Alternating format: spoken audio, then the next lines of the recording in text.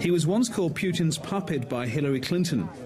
So a caricature like this may not go down so well with the American President Donald Trump. This was a protest against world hunger ahead of the G7 summit in Sicily.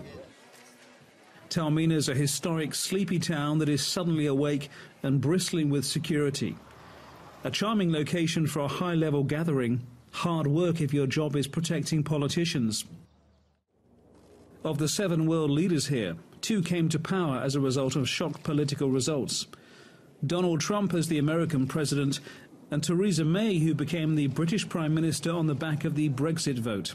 She will only be here a few hours, returning to deal with the security situation in Britain after the attack in Manchester.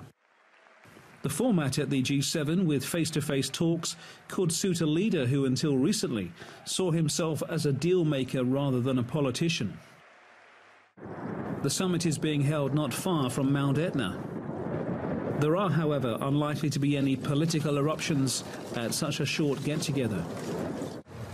Donald Trump arrived from meeting with NATO in Brussels, an organisation he once called obsolete, although that stance has altered somewhat. He has made softer his position on the importance of NATO, from rejecting altogether the relevance of that organization. Now he has recognized that NATO is important. So there might be some changes in the long term, but I don't think they will manage to change his opinion, for instance, on issues like environment. He'll be under pressure from leaders like Emmanuel Macron, the new French president, and Angela Merkel, the German chancellor, to commit the United States to the 2015 Paris Agreement on fighting global warming. Trump once pledged to cancel the Paris Accord, but he's indicated he's listening, although he won't make any decision here. It's been an exhausting time with visits to Saudi Arabia, the Middle East, the Vatican, and also meeting with NATO in Brussels.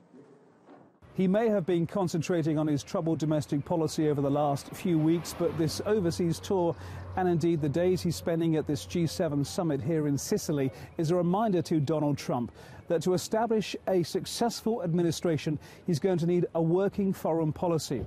And that means building relationships with other global powers. Francis Collins, TRT World, in Taormina in Sicily.